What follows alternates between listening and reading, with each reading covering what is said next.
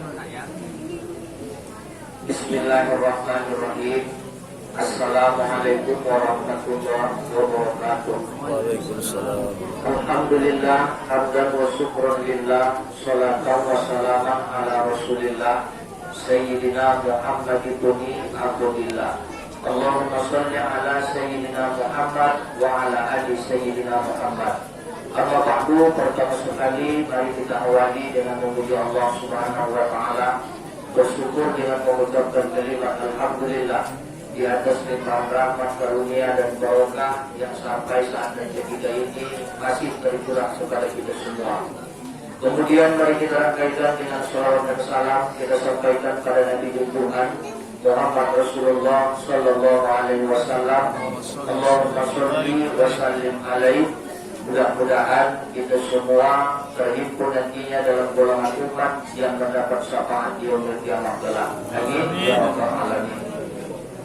Yang saya hormati segenap kepengurusan Najir dan BKM Masjid Jami' Tauhid, yaitu Bapak Al-Ustaz Aris Palembang. Kemudian hormat saya kepada Bapak Pengurus Peyakin, Ketua Peyakin, Sekretaris Bendahara. Kemudian hormat saya kepada Bapak yang mewakili pemuka agama, Bapak Khalifah Ahmad Yani. Kemudian hormat saya kepada para tokoh agama, alim ulama, ustadz-ustadz yang ada di kampung kita ini. Ada Bapak Haji Nanang, kemudian ada Bapak Alangipen, kemudian ada Bang Anda Sahrul, Al-Ustaz Sahrul Manurung, kemudian bapak-bapak yang lain yang tak bisa saya sebutkan satu persatu. Begitu juga kepada ibu-ibu, orang-orang tuaku, serta kepada anak-anak yang berhadir. Umumnya kita semua yang berhadir pada malam hari ini yang dimuliakan Allah Subhanahu wa taala. Malam ini tak kalah panjang-panjang ini Bapak dan Ibu, ya. Ono mungkin ada lagi kolak mau tak dihabiskan. Kemudian anak-anaknya ada lagi nama tak mengantuk, ya kan? Jadi nama-nama politik itu saja yang puja-puja itu selama malam. Saya begitu tertarik tadi apa yang disampaikan oleh Bapak Khalifah Ahmad Yani, bahwa orang tua dulu menyampaikan memang ada pengambilannya pula menyapu kapal anak yatim dengan arti kata menyuruh menyantuni anak yatim. Ini biasa lagi diamalkan orang ketika 10 Muharram, ya. Barang siapa yang menyapu mengusap kapal anak yatim di 10 Muharram itu satu saja bagaikan dia mengusap dan menyantuni anak yatim yang ada di seluruh dunia. Jadi ulang wiridlah bagi ibu-ibu. Setiap ibu-ibu mengusap kapal anak yatim, mengadulah dia ke rumah. Oma, namanya entah dia oma mengusap kapal oma. Iya pada ayah ini kan 10 Muharram disunatkan itu dia juga. Iya mak, tapi usap saja nama itu, tapi tak ada pucuknya. Mengapa tak jelas? Jadi hendaknya di samping mengusap ada juga laksananya. Dan di dalam Al-Quran ketika kita membacanya namanya disebut anak yatim, ya. Termasuklah kira-kira intinya anak yatimnya, itu dah jelas. Kemudian yang kedua, orang yang peduli atau menelantarkan anak yatim. Kemudian yang ketiga, orang yang memakan harta anak yatim. Kemudian yang keempat, orang yang mengasuh anak yatim. Jadi yang pertama, orang yang disebut dengan anak yatim, namun dah duluan ayahnya meninggal, dia belum balik. Makanya kepada adik-adik sekalian yang dikatakan sebagai anak yatim, kamu jangan sedih, ya. Boleh jadi kamu masih mengenal ayah kamu, ya kan? Bagaimana dengan Nabi kita Muhammad Sallallahu Alaihi Wasallam lahir ayahnya sudah wafat, ya kan? Berapa bulan dalam kandungan, ya, ayahnya sudah wafat. Jadi kamu masih mungkin mengenal ayah. Kalau Nabi Muhammad, dia tidak mengenal ayahnya. Jadi jangan kamu bersedih, jangan gelisah, jangan takut. Nah kemudian bagi yang mengasuh anak yatim, jangan pernah jenuh, jangan pernah kira-kira tak sabar di dalam mengasuh anak yatim. Karena begitu besar kebaikan, kemudian jaminan dari Rasulullah Sallallahu Alaihi Wasallam kepada orang-orang yang mengasuh anak yatim, terutama ibunya. Dan dalam hal ini bukan hanya ibunya saja, termasuk orang-orang yang peduli kepada anak yatim itu, termasuklah ya komunitas Yakin yang telah membuktikan kepedulian dan kecintaannya kepada anak yatim. Sehingga Rasulullah Sallallahu Alaihi Wasallam menyampaikan, orang yang mengasuh anak yatim, termasuk yang peduli kepada anak yatim, bagaikan jari tengah dan jari telunjuk dengan Nabi Muhammad Sallallahu Alaihi Wasallam. Mana jari tengah dan jari telunjuk? Ini, ya, inilah perumpamaan Nabi Muhammad dengan orang yang mengasuh anak yatim. Maka ibu-ibu, ya, jangan bersedih, tapi jangan pula meminta-minta. Amat dan doa mengawal dengan Nabi Muhammad yang perlu mengasuh anak yatim. Kalau begitu kudoakan anakku supaya jadi anak yatim. Jangan pula. Tak boleh juga begitu, Pak. Maka bapak tu, iya, udah aku tak sembahyang, udah amalku tak ada. Biar doa aku sama Nabi, salah satu jalan yang harus kutempuh, maka kudoakan anakku supaya anak yatim. Jangan. Berdosa orang ibu, ya, mendoakan orang meninggal berdosa. Artinya mendoakan orang pendek umurnya berdosa. Tak boleh. Nah, Bapak dan Ibu orang tuaku jamaah yang dimuliakan Allah Subhanahu wa taala, ya. Di dalam surah Al-Maun jelas dikatakan Allah Subhanahu wa taala, "Ara'aital ladzi yukadzibu bid-din?" Tahukah kamu orang-orang yang mendustakan agama? Apa yang dimaksud dengan orang yang mendustakan agama? Dia mengatakan bahwa dia adalah Islam. Dia beragama Islam. Tapi sebenarnya dia tidak mengamalkan ajaran agama Islam itu dengan baik. Salah satunya apa penyebab orang digolongkan menjadi pendusta agama? Fadzalikal ladzi yad'ul yatim, dia tidak peduli kepada anak yatim, menghardik anak yatim, menelantarkan anak yatim. Itu termasuk orang-orang yang mendustakan agama. Bahkan salah satu yang diancam, yang dilarang, yang diharamkan adalah memakan harta anak yatim.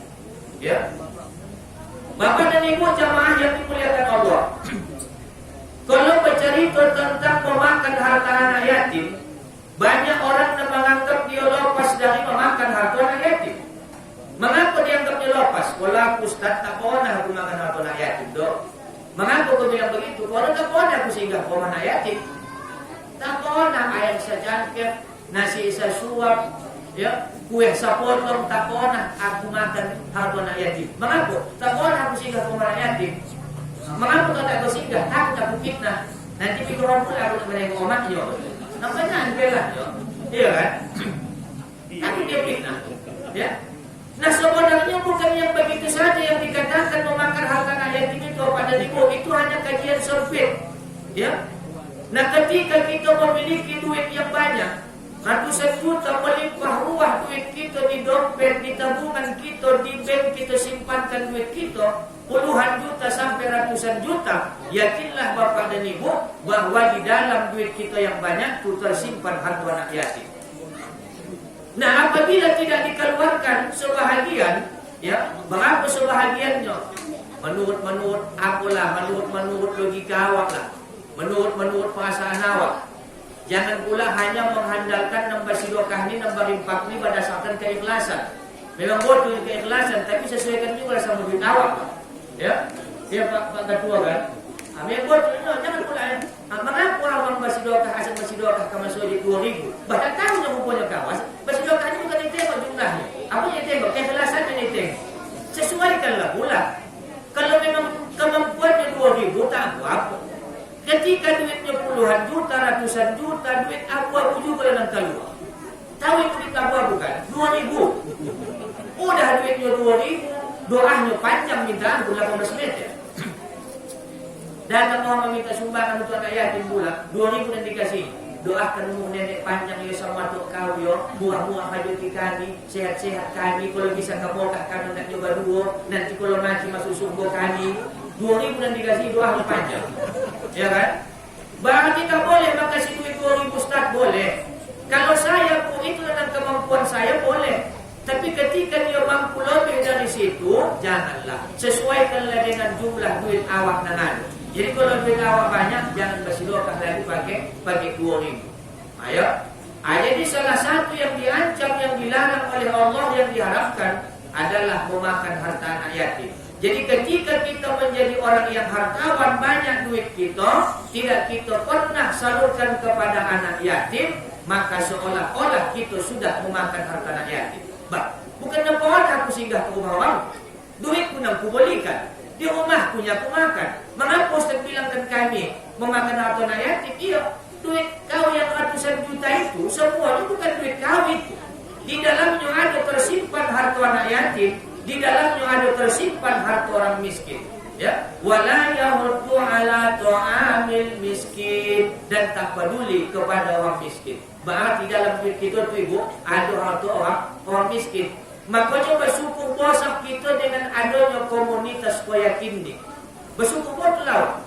Malahan ibu kalau yang sebetul-betulnya lawak dalam beragama ni, awak nak mencari orang, bukan orang ni yang datang ke rumah awak. Kenapa? Tapi kita dikatakan sebagai orang yang pemakan harta anak yatim. Ya. Jadi makanya bapak dan ibu, sebenarnya anak yatim ini orang kaya. Ya.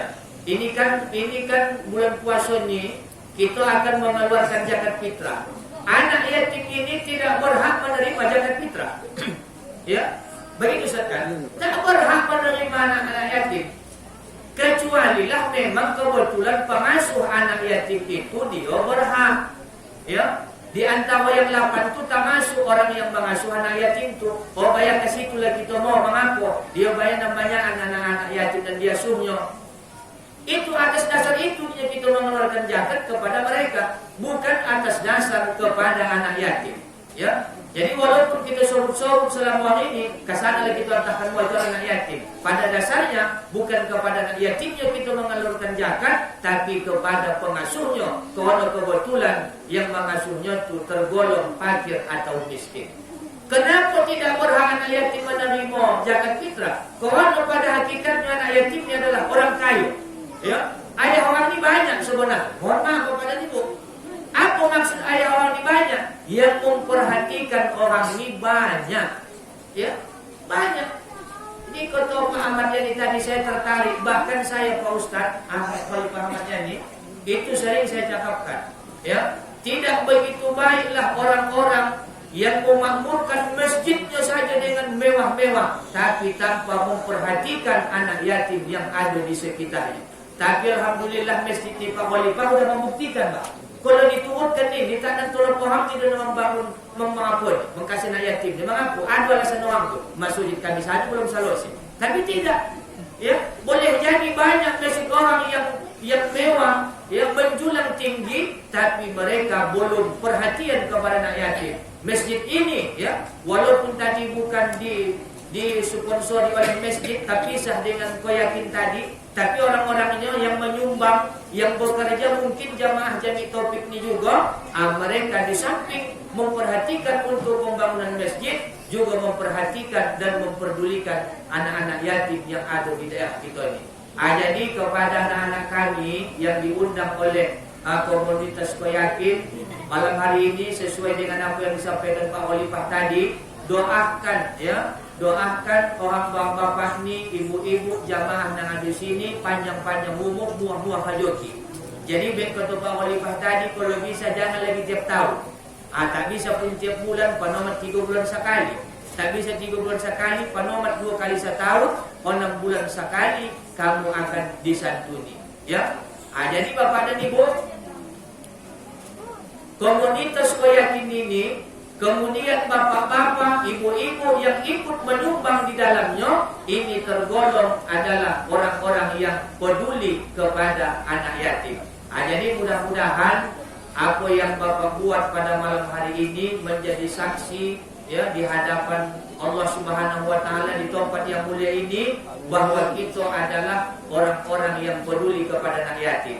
Tapi Pak Khalifah, walaupun namanya punya anak yatim nih bukan setahun sekali, tapi ini kan secara resminya ini mungkin. Bahkan begitu Pak Ketua ya. Nah, secara resmi, kemudian apa namanya nih sebagai hame-hamenya, sebagai launchingnya, secara pribadi mungkin itu sudah menyentuh nih, ya kan? Tapi ini secara syiar, secara launchingnya, ya, secara meriahnya, sebagai contoh ya kepada masyarakat dan jamaah bahwa kita harus memperdulikan anak-anak yatim.